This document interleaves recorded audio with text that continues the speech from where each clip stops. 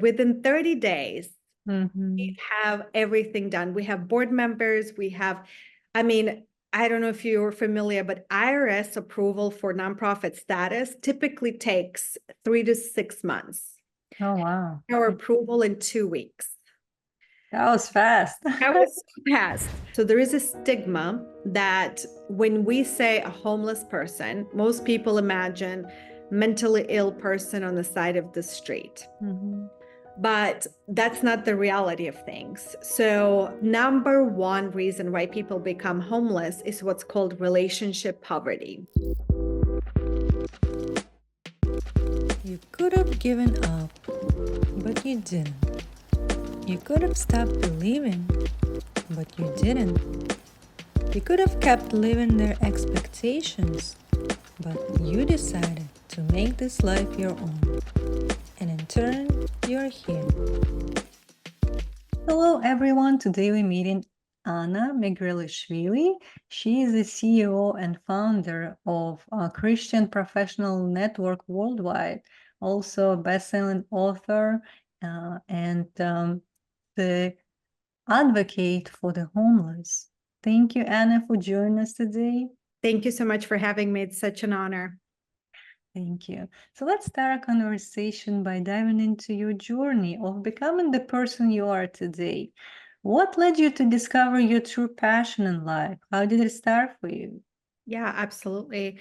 Well, I can tell you that my life looked completely differently just less than 4 years ago. And just to give you, I think the story matters. I grew up in Eastern Europe in the country Georgia, in a highly dysfunctional family where it was just generational trauma passed on generation after generation. And, it's very rare for a person to emerge and within the family to become a cycle breaker. Luckily, I was strong enough to do so. And the way that I did it is I decided that I needed to start my life over. And I came to the United States in 2008 as a student. And for the longest time, when I came to the United States, wealth acquisition was my primary motivator. I grew up very poor, and so I wanted to really climb that corporate career, make a lot of money, because I thought, if I make a lot of money and if I'm safe, that I will be happy. Mm. And I think that's a story that many people follow. But throughout the years, as I was, acquiring more stuff, more vacations, I bought, my condo that I've been dreaming of. I just remember sitting on my couch in a newly renovated condo that I renovated exactly to how I wanted it to look. Literally just a month later, I was sitting on the couch and the question popped in my head, well, now what? I still felt that unhappiness and that something was missing.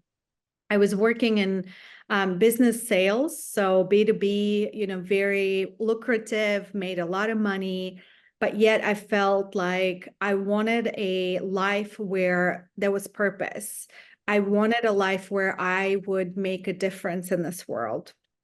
And I didn't really know how to get there. So my story is kind of unique. I don't think it happens to many people because I was an atheist most of my life. I didn't believe in God. I didn't want to do anything with God. And I had an encounter with God 4 years ago. And it was very unexpected because nothing particularly stressful is happening in my life at that point. I just woke up one night, and for the first time in my life, I felt compelled to pray. And I basically said, God, if you exist, what is the purpose of my life? Why do I keep feeling this way? And what followed was quite supernatural. I audibly heard a voice and it gave me specific instructions. It was go to the store, prepare food, feed the hungry. And as you can imagine, I was freaked out. Logical brain was trying to process, like, did I dream this? Was this real? But then the next morning, I woke up and I knew something happened. And I called into work and said, I cannot come in today. And instead, I followed the instructions. So I went to the grocery store, bought the supplies, and I prepared 24 lunches. Mm-hmm. I currently, and back then, and I still live in Atlanta, Georgia. In downtown area of our city, there are quite a few homeless. And so I've seen them before. And so I started driving downtown Atlanta. As I would see a homeless person, I would stop, I would give them lunch and keep going. So I was doing it for about an hour. And then I come across a group of homeless hanging out together. So I parked my car. I counted them and I had exact number of lunches left in my bag, which I thought was weird, but I just grabbed the whole big bag, walked over there and, said, hey guys, brought some lunches. Everybody was super happy, gave all the lunches away. So I thought, okay, I'm done for the day. Was about to get in my car when suddenly one of the ladies calls me and she says, honey, come over here. And I walk over and she says, I have a gift for you. Which, you think, whoa, a homeless woman wants to give me a gift? Like, I should be giving you more than just this lunch. Yeah. And so she has this big bag of all of her belongings. And so she's looking through her stuff, looking, and until she finally pulls out this little bird made out of clay. She hands it to me with a smile. So I take it and I look at it, and it's a little sparrow. And on its chest, it was written, now in God's hands. And it felt like a lightning struck my heart and I burst into tears. So I get quickly in my car, embarrassed that I just started sobbing in front, right, of all these people. But as I'm sobbing, the same phrase keeps repeating, God is real. God is real. Wow. I get emotional even now talking about it. I just need a second. Yeah, even I felt it. And I think that was the turning point for you, and really a self-realization of what is the purpose here on this planet. How can you be of service to people who are in need for what you do? And with you stepping into that role and being fully in your power of what you can share with them, I think it's beautiful. And it's just act of kindness that you keep bringing on every single day. And I'm so grateful for that you are doing on behalf of everybody who you're feeding and who you're providing shelter. Probably I want you to talk more about the services that you provide through your organization, so people are aware and how they can find you as well. Yeah, absolutely. The story doesn't end really there. Between the time when that happened and when I started my organization was about 2 years. So in those 2 years, what ends up happening is that unhappiness with your current lifestyle just starts growing and growing and growing until it becomes so uncomfortable to stay that it's just easier to move on and look for what's that next thing. So for me, I already was planning to take a year of sabbatical. And as I was preparing, I'm a planner, very type A. So I was thinking, okay, I'm going to work for 6 more months and then, I'm going to quit in May. And I was preparing for it. But God had a different plan. And I think it's just sometimes when we plan, unexpected things can always happen. So in my case, it's not a pretty story. I am from Eastern Europe, like I mentioned. And on January 31st of 2022, I woke up and my phone was just blown up with messages, calls, social media. And what ends up happening is that I learn that my family back in Georgia is in the national news because my grandfather, who was 82 years old at that point, stabbed his own son, my uncle, in his sleep. And so you can imagine it's a small country. Nothing like this happens often. And so the whole country is shaken out by this news.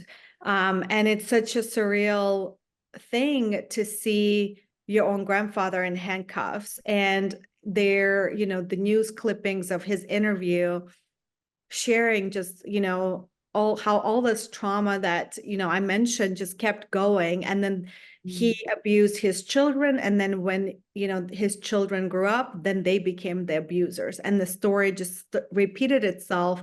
And it culminated in this tragedy within my family. So when that happens, it's an awakening, and it was an awakening for me as well. So the next day I went into work and I put in my 2-week notice. And it was scary, as you can imagine, for somebody. I work nonstop since I've been 18. I never had a break in my career. And so this was the first time I had this all this time. But this is an interesting thing that I discovered. I was in my early 30s when I quit my job. And yet I really didn't know who I truly was. And let me clarify why. Our society, our upbringing, just situations in our lives cause us to go in this certain paths, right? And we don't even slow down to find out, what is it that truly makes me happy? What is it that I really want to do? It was always money driven or situation driven. It was never about finding my purpose and mission and my passion in life. And so it was really interesting journey inward during that sabbatical, is truly finding healing. I went back to Georgia, where I'm from, to really seek that healing from my past. I reconnected with a lot of friends who I haven't seen in a long time, traveled to 12 countries, right? I was really exploring, where is it that I want to go? What is it that I want to do? So it was interesting during that time. I put my condo that I mentioned that I worked so hard for up for sale in Atlanta, because I said, I'm ready to go anywhere in the world. And 3 times the sale of my condo fell through at the closing table with 3 different buyers. Wow. So after third time, you kind of have to think, okay, God, I hear you. You want me back in Atlanta. So I pull the condo off the market and I come back to Atlanta. But at that point, I still don't know, what is it that I want to do? What is it I'm supposed to do? So I started thinking, okay, well, in the Bible, Jesus would go to this silent retreats by himself to seek guidance. I'm going to do the same thing. So I started going on silent retreats. So now it's really a practice that I do every 3 to 4 months. So I've gone on 5 retreats since about 2 years ago, and I'm going on another one like next month. So let me tell you what happened during those retreats, is because that's what led me to where I am now. During my first retreat, I wrote my first book in 2 days. My first book is called Finding Courage to Change. And in it, I talk about breaking the cycle of generational trauma. I am a survivor of child sexual abuse. And at that point, nobody knew. It's a taboo topic. It's not a topic that many people talk about. But since I've written that book, it's been really incredible hearing other women come to me and say, me too, and sharing their stories, and just really providing that sense of belonging, because trauma can really make us feel very isolated and misunderstood. And so part of my mission is really being an advocate against child sexual abuse and really educating the society about it. So that happened for silent retreat. Second silent retreat was when I got the vision of exactly what my mission is. And this is the foundation. So I'm about to tell you about it, because all of that business plan really came from that vision. I just didn't know how to get there, because it was so overwhelmingly big that I just fell on my knees and started crying, saying, I don't know how to get there. I'm nobody. I don't have money. I don't have connections. How am I supposed to build this big movement in this country? And when you calm down, then you kind of start thinking, okay, what if this is a 5-year plan? What if, what do I need to do now to start moving toward it, right? What are the small actionable steps? So I thought, okay, I need to build my professional Christian circle in Atlanta. So I started Googling Christian meetups, Christian networking organizations, and I really couldn't find any. And so I said, okay, I'm going to start my own and see what happens. And so on January 9th of 2023 is when Christian Professionals of Atlanta was born. So for a whole year, I did this events every month where I would bring 60 to 80 professionals in the metro area. We would feature nonprofits. We would really focus on service, philanthropy, and just building community. So really magical things start happening, right? From being really unknown, nobody knew who I was. Suddenly, I'm starting to get this credibility in our, area that this is a Christian leader. She's really about, bringing community together, really impacting our community in a positive way. So throughout the year, as we're growing, the plan is in my head. Okay, we really need to keep going in this plan. So when I first started Christian Professionals of Atlanta, I always knew we were going to grow US wide. So I went ahead and purchased Christian Professionals of America name. But here's an interesting thing that happened. The first request to start a new chapter of the organization came from Brazil, not the United States. And so at that point, I sat down and I was like, okay, God, I'm dreaming too small. You want this worldwide. Okay, we're going to rebrand it. Instead of Christian Professionals of America, it's going to be Christian Professionals Network Worldwide. What we did at the beginning of this year. So, then I spent a few months really preparing us for the launch of new chapters so we can start growing and opening in other cities.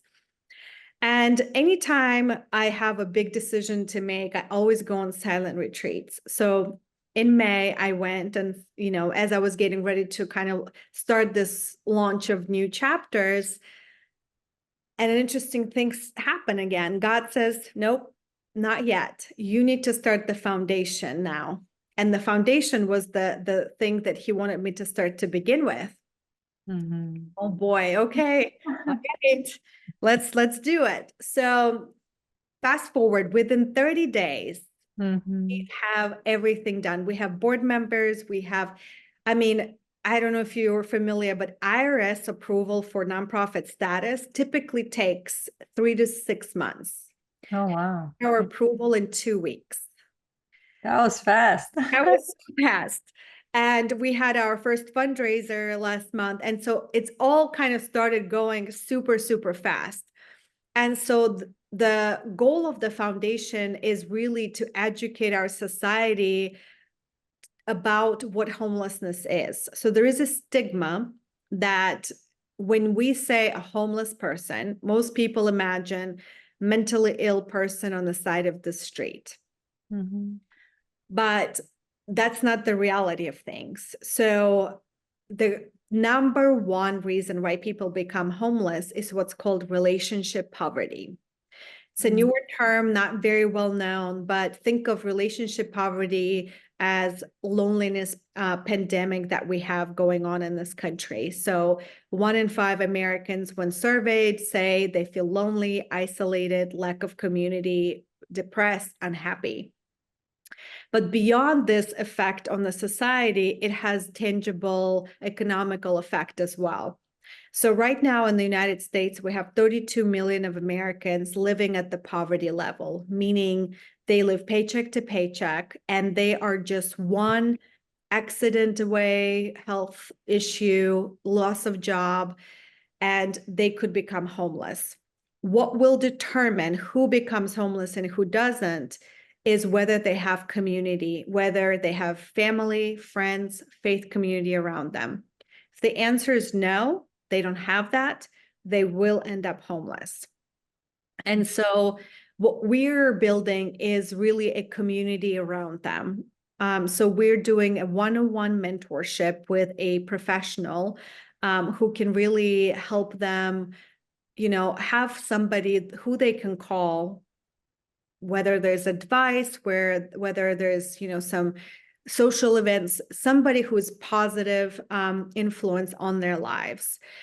We do encourage faith community engagement because there's a lot of research that indicate that unhappiness and loneliness correlates with lack of attendance of churches in the United States. And faith communities are still like a big source of just support and happiness for humans in the United States.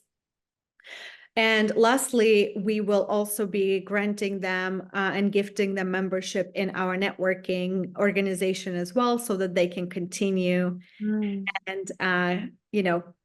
grow their professional network within Atlanta area. And as we prove this concept in Atlanta, we plan to launch it in other markets, big cities first, and then moving, hopefully to some other countries that struggle with homelessness as well. And so just to close, I think it all made sense why God wanted the foundation to move so fast. Literally 2 days after we had our first fundraiser on June 26th, the Supreme Court made a ruling where homelessness now is punishable by law. And so now it's a human rights issue that we really need to fight, because if our solution to homelessness is to put them in jail, well, guess what? That's not solving it. It's just putting them away. They come out with a criminal record. Again, they cannot find any jobs. They're back in the street. It's punishable by crime. Back in jail they go. So how is it fair to them that we're punishing them for being unable to have housing? So this is a really, really big development for the homelessness just topic in general in this country, and I want people to be aware. Wow, so much to take in. And yeah, I see how everything is unfolded for you step by step without you even planning for it, realizing how your life is going to be. And you kind of were given instructions one step at a time through your retreats, first publishing your own book, and so on, like moving forward into funding your organization, which is going to be a worldwide foundation for people to really have the support that they need, and the community networking. All of the tools that provided through your organization will help them to build that strong foundation in their life in order to not end up being on the streets. And I think it's very important for us to raise that awareness and for people to get involved in that cause of helping others, because it all starts from us.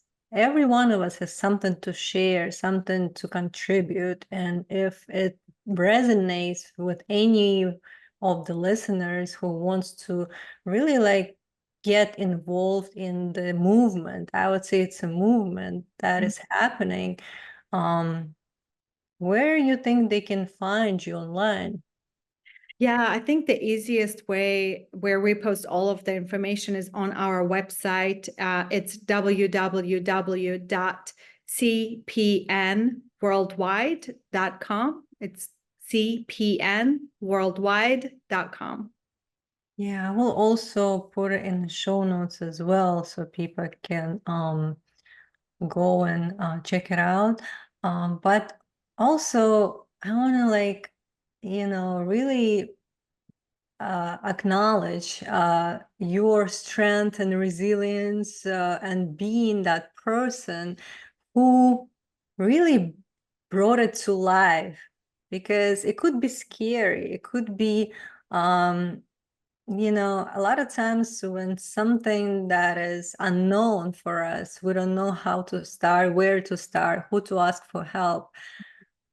we kind of shut down and not letting ourselves to step into that power and start something new, especially that big of a vision that you had in the beginning, before you started the organization. But still you continued with what you had available to you, and that is an example of what every one of us has access to. No matter how big or small, we always have to be grateful for what we have in life and see that it could be just enough for us to start something of value, something of importance, something of our purpose, that we came here to really serve other people. Could be different for each one of us, but listening to our own voice, reconnecting with our truth, and like you said, not listening to the society or what people, kind of expect us to be, or what they want us to do, but really like asking ourselves, what is it that gives you that joy and fulfillment? So Yes. Yeah, from that truth, you have to start making decisions and moving forward, right? absolutely. And I can tell you that, I've spoken to other people who truly lived their purpose, and we all say that it feels like we're really not working. Mm, It's really fulfilling, and it's all worth it. It's not the easiest path, and it's scary, and it's not that we don't get setbacks, but it's just so rewarding at the end. And I truly was able to finally meet my authentic self mm, instead of allowing society to dictate what I should look like, what should I be doing, what I should be saying. Now it's truly I'm living my life like I was meant to. yeah. And so I talk to people about this because I hear so many people being unhappy and so stuck. But there's no reason to be. You really start doing small actionable items that you can do towards your dream. Yes, it can be scary. Not everybody is able and willing to do what I did, which I completely jumped off the cliff, quit my job, and went for it. I get it. I get it. But if you have that dream, I encourage you to write down what are some of the steps you can be taking today toward it, and just start. And you see what starts happening as you put your mind and your energy into exactly what you want to achieve, just magical things start happening. Yes, and first it comes from you. You have to make a decision, and then it's kind of like universe conspires on your behalf to bring you what you need. So you always support it, and you have to have faith that you can accomplish it. You are capable of it, and having believe in yourself. That's how you start and really like have that energy to move forward.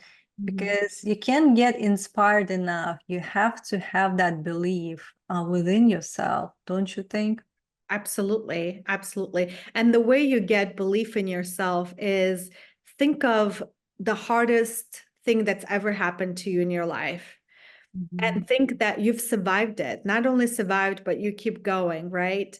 So if you have gone through that, you should have the belief that you can go through anything else that life might throw at you. So Mhm. when I have hard moments, I think back of my childhood and I say, if I could survive that horror and now thrive as an adult, literally anything you throw at me, I can do it, right? Like I know I can because I've proven it to myself. And every person, it's like we don't give ourselves enough credit. We are sometimes our worst critics. Yeah. And I encourage you to write down some of the things that you have accomplished and some of the things that you've survived and thrived through, right? Some of the horrible things that might have happened in your life. Those are the things that should give you courage and should give you confidence that you can go through anything. Yeah, definitely. And we all have that ability to push forward and to really act on our inspired actions and bring our vision to life step by step. Nothing happens overnight, but with our commitment to the cause, that's what will last long and will bring the result in the end. And back in, like, looking back 2-3 years from today, looking back, you know why it happened, and you know what was the actual purpose of your of you going through certain events in your life, certain experiences, so you can build that resilience, build that courage and confidence. And like you say, with you showing yourself the proof that you achieved something in life, that's all you need to know that nothing that you can accomplish, really. And if you have to put your mind into it and start acting on it, that's all you need to know. And everything else will unfold. And sometimes, you receive help, or like you meet people, some different opportunities arise that you would never think of, really. And I think we're thinking smaller than we could, and and with our limitations, we're not really open to every type of possibility that could come our way. And we should be really knowing that, you can't possibly know everything, but what you need to know is in front of you. Absolutely. Absolutely. And I mean, again, I was dreaming too small, thinking it's going to be just in America, right? But God has bigger plans, and you're absolutely right. We put ourselves in limiting beliefs in the box, and what would happen. And this is where you begin living your life. Once you experience it, then you're like, anything is possible. I can do anything, right? You really start believing, you really start dreaming big. And I can say, like, I never thought I was a creative person. I was always in business, very rigid, very analytical.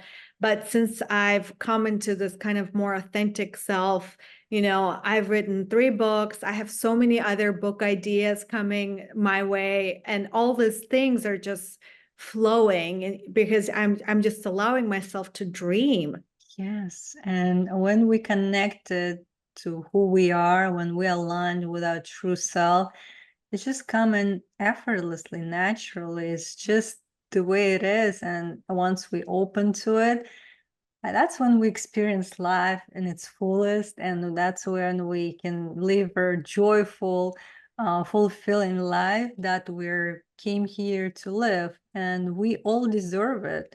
And it all starts from us believing in ourselves and really giving ourselves time that we need to reconnect to who we are. Right. Yeah, absolutely. And I'm so glad that we had time to have the conversation. It was a pleasure getting to know you. Thank you for sharing your thoughts and wisdom. And as we close today, what would be the thought for our listeners? I want to leave you with a practical tool that you can do right now. So if you are right now listening and there's something that you dream of and something you want, I want you to take a piece of paper and I want you to write down that dream or that goal that you have on that piece of paper. And I want you to make 2 columns. And in one column, I want you to write down what is the worst case scenario of what could happen. What are some of the fears that you have of that's preventing you from going after this dream or goal of yours, and write everything down. And on the other side, I want you to write down, what do you think is, start dreaming, basically dream of what are some of the best case scenarios that could happen. What is some of the things that you think you'll achieve. This is an exercise that I did before I quit my job. And I want you to know that the things that I wrote down on the best case scenario is so small in comparison to what I was able to achieve. And I could not have even dreamt of everything that I was able to achieve in less than 2.5 years. And so I hope that you leave this podcast being encouraged and use this practical tool in that first step to get you to where you are meant to be. Wow, beautiful. Thank you so much. I hope you enjoy your day. Yes, you too. Thank Thank you. I hope you enjoyed this episode, and if you did, hit the subscribe button and share it with others. Stay tuned.